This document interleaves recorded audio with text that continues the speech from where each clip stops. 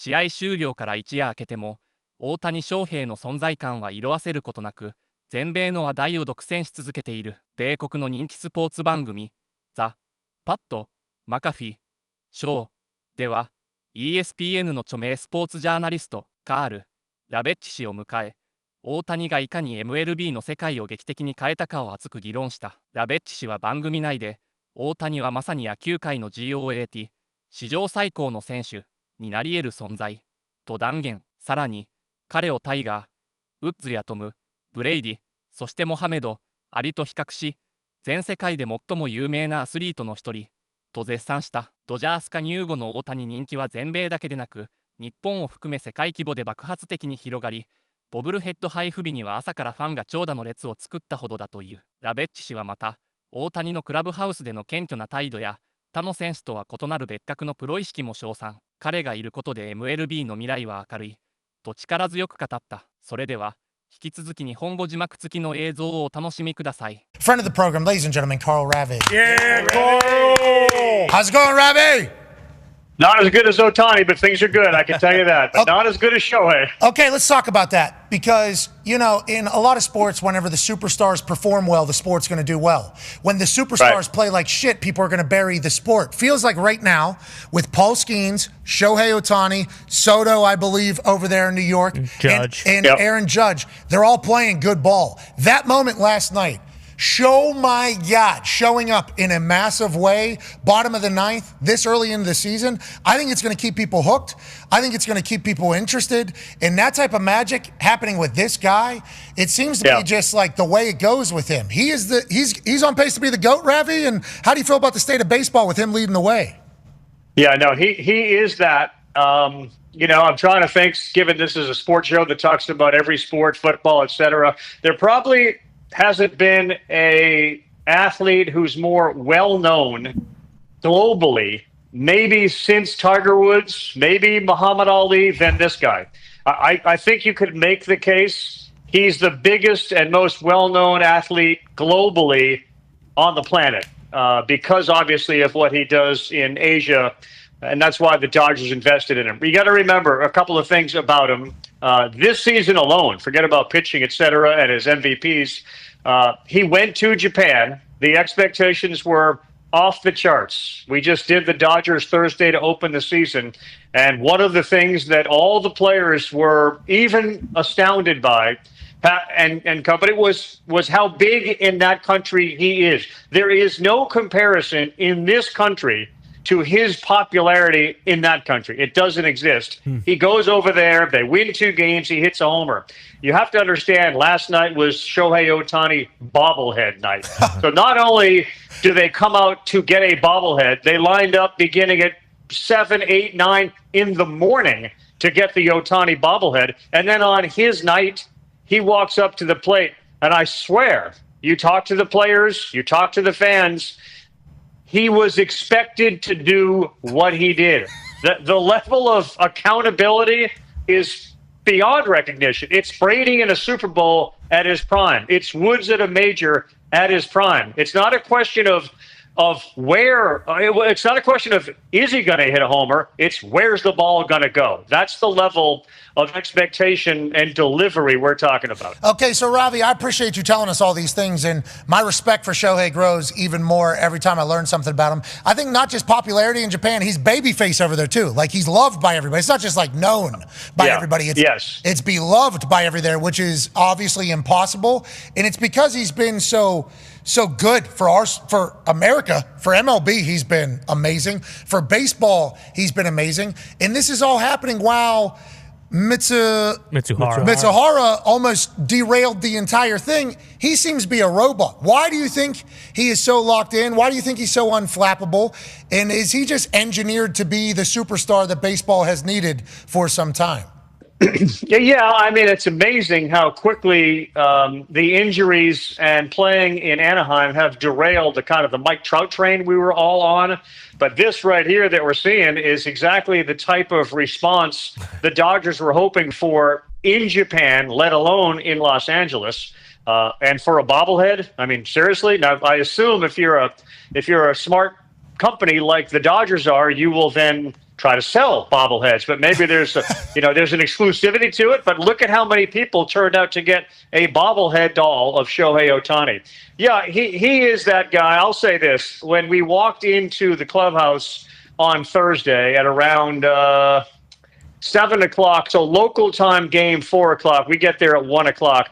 Ohtani is sitting at his locker, and it's not as if his locker is separate from everybody else's. There's Freeman, locker next to his open. There's Betts, locker next to his. In baseball, when you've reached a certain status, you have a locker, a corner locker if you're guys like Ohtani and Betts, and then there's an entire locker next to yours empty. So he's got the locker next to his empty. We walk into the clubhouse, and this has become fairly common in baseball, guys. You walk in and they know the media is allowed in at a certain time, and they run. They hide like ants. Hooty-hoo, yeah. Absolutely. They hide. Yeah. Ohtani sits at his locker, and there was no boy in the plastic bubble, but nobody really approached him. But he sat at his locker alone and looking at film, studying. So remember Ivan Lendl when he played tennis? And he was a robot. That's how I looked at Ivan Lendl.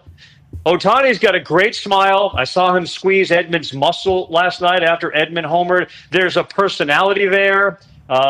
He does. He lights up a room with his magnetism, and then he lights up stadiums with his ability. He's absolutely different and gifted to a level.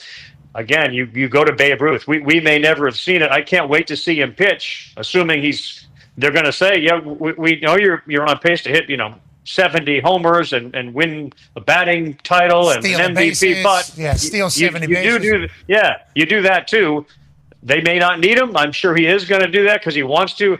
He's as unique a talent as I've ever seen, and obviously I've ever seen on a baseball field. Lucky that we're in the era of it. Very, very pumped. I love this dude. Have since the very beginning of learning about him. And the Babe Ruth comparison is awesome because obviously pitch and hit. Yeah. And that swing just seemingly was a casual. So smooth. That was like a 7-iron almost, just like casual deep center field to walk off. So how big are you, Pat? How big are you? I'm 6'2". Yeah.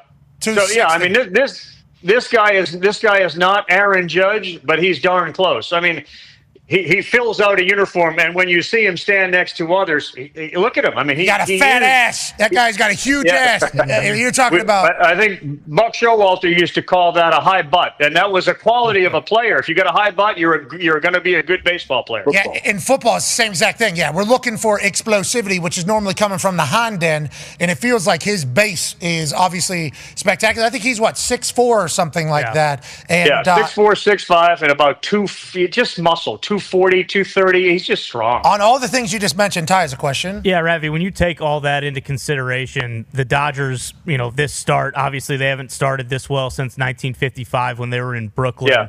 They keep coming back in all these games. Their pitching depth is unbelievable. Are we is it almost expected that they're going to break the single season wins record this year? Yeah, I think they will.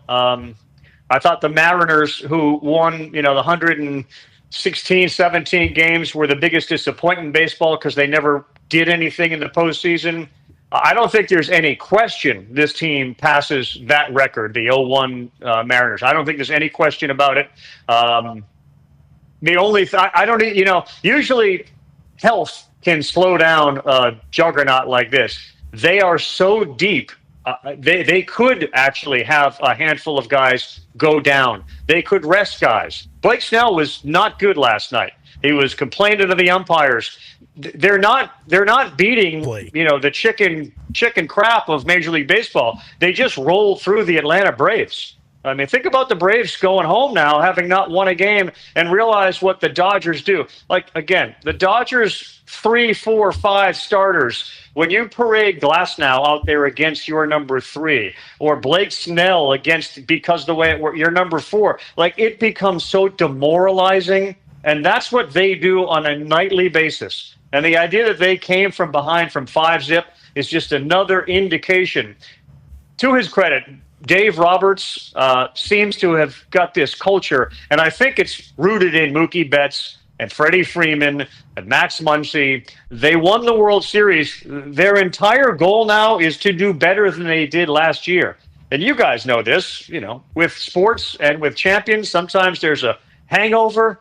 No chance with this group. They want to win the day. And if you win the day, you could win every day. And they're obviously doing that right now. 162-0 would be awesome. Good luck out there. That'd be pretty sweet. I can't wait. I'd love to cover that. Man, I love that. Last question about the Dodgers here from Ty. Yeah, Ravi, so you mentioned it, Shohei obviously wants to pitch. There's no two ways about that. But I'm kind of the train of thought, why would you pitch this guy? He's so good at the plate.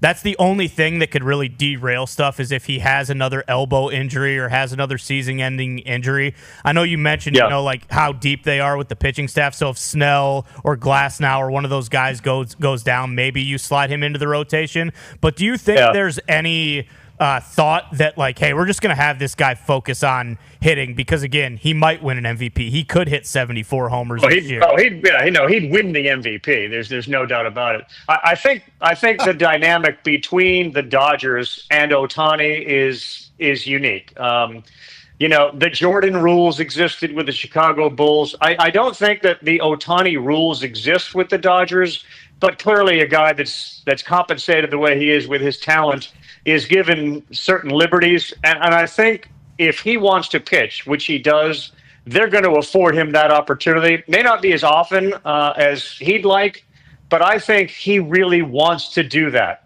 Again, if we're going to talk about how driven he is to be the best hitter on the planet, the best base runner on the planet, he wants to be the best pitcher on the planet, and I think they will afford him that opportunity. And again, you may forget how darn good the guy was as a pitcher. He's a great pitcher. This isn't adding a number 5. Speaking of pitching, Tone has a question for you. Yeah, he would have to be the second best pitcher in MLB behind Paul Skeens, who's the first pitcher since ERA with a stat to go 25 stats, go sub-2 ERA and have 175 plus strikeouts. Is Skeens the most dominant young pitcher you've ever seen? And if you guys, do you have the Pirates on the Sunday Night Baseball schedule this year, or can you not do that because you would have to just get lucky to get Skeens on his pitching day? Yeah, I mean, the whole Sunday night thing, the pitching is luck. I mean, with the exception of Thursday, the literal opening day of the season, we are at the mercy of whatever pitcher is pitching. It's not like Monday Night Football where you're going to have the quarterback every Monday night. It doesn't work that way. NBA games don't work that way with guys getting rest. So that would be all luck if we got Skeens. Have I seen a dominant pitcher? I don't know. I got to know him at LSU. I was there for that World Series championship. Pat, you can speak to it. You've been around athletes, your entire life. There are guys who attempt to they get it, but they also work their ass off more than anybody else. Yes. Skeens did that. Ohtani does that. Mookie Betts does that, in the baseball world. That's why people always wonder, why golfers, why Tiger Woods, why Scotty Scheffler, do they tweak their swings? It's because they're not satisfied even with winning multiple majors and being the number one player on the planet. Skeens, Ohtani, Mookie Betts. To your question, was Dwight Gooden that great? Was Jacob deGrom that great as a young pitcher? Yeah, I'm not certain that there's anybody who's better than Skeens after 1 year and now 2. I think we'd be fooling ourselves the same way Ohtani has this global appeal. There's the right side of the picture with Paul Skeens, which also affects how people feel about him.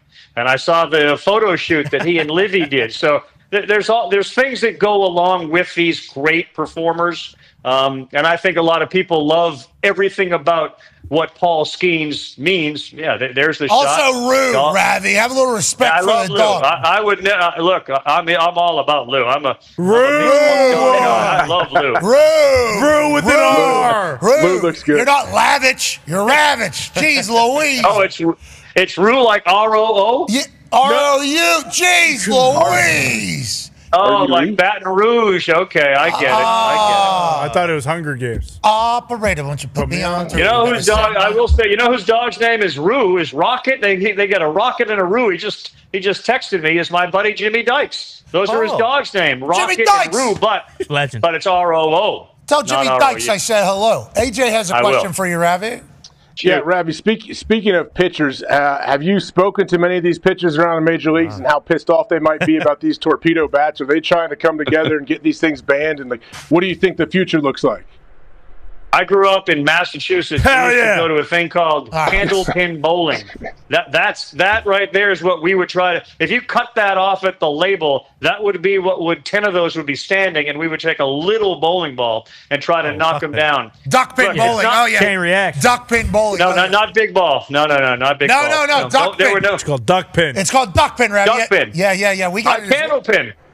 Candlepin, where I'm from, Massachusetts, Candlepin. They used to have Bob Gamere on Sunday every night. Candlepin bowling, and he would have bowling for dollars. It was great. No chain reaction on that. Shout out Rick Kenmore. Look like there's. You could spin. You could spin it up there and wipe those things out. Okay, I bet you could too, Ravi. Obviously, my brother was the bowler. Carl was not. Matt Ravitch was the bowler. Shout out to Matt. Back to the question. I don't think they're not pissed off because look, the Yankees dealt with cold weather, and then all of a sudden they dealt with better pitchers, and the balls weren't flying. Although I think our guy Bregman hit a torpedo bat home run today. Like, it makes a lot of sense. And golf has done this forever. If you could increase the size of the face of a golf club and allow you to miss the sweet spot, but technically be in the sweet spot, that's what that bat is. That's keeping you into the sweet spot for a lot longer. So hit one off that label, and there's just a lot more meat on the bone. That's what PXG's doing. Hell yeah.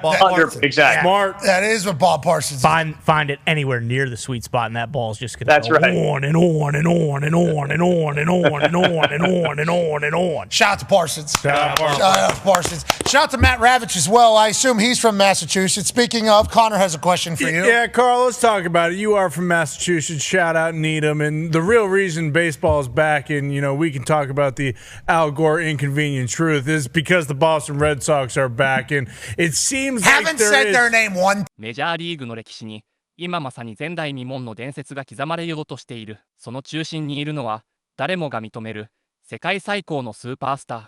我らが大谷翔平だ。アメリカのスポーツ界を代表する解説者たちが口を揃えて称えるほど、大谷の活躍は異次元であり、その存在はもはや伝説を超えて神話とさえ言えるものになっている。ドジャースに移籍後、彼が巻き起こしている熱狂は日本だけでなく全世界を巻き込み、その勢いはとどまるところを知らない。昨晩、本拠地ドジャースタジアムで開催された大谷翔平ボブルヘッドデーでは、夜明け前から大勢のファンが長蛇の列を作り、その限定グッズを手に入れようと押し寄せた。まさに翔平祭りともいえる空前の盛り上がりだ。その記念すべき夜、ドジャースが序盤からまさかの5点ビハインドを許し、球場全体に重苦しい空気が漂った。しかし、ここで登場したのが野球の神に選ばれし男、大谷翔平だ。試合終盤の大事な場面で冷静沈着、涼しげな表情で打席に立った大谷が振り抜いたその瞬間、球場全体が息を飲んだ。彼の放った打球はセンターの最深部へと美しく弧を描き、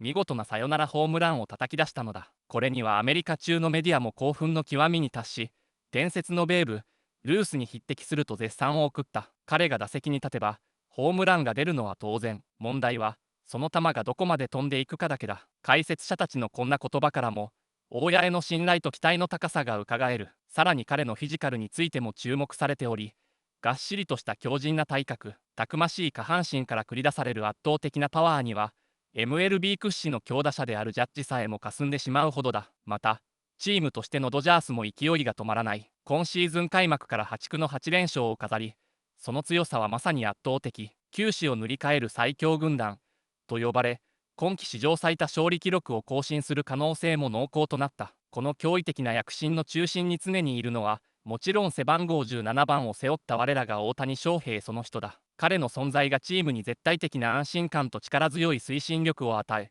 どんな逆境もドラマチックな勝利へと導いているのである。野球という競技そのものを次のステージへと引き上げた。そう評されるほどの大谷の偉大さに、我々日本人はもちろん、世界中が目を奪われている。今、この時代に生き、彼の活躍を目撃できる幸運に感謝しなければならないだろう。さあ、次の試合でも大谷翔平がどんな伝説を作り出してくれるのか、絶対に見逃すわけにはいかない。皆で彼の勇姿を見届けよう。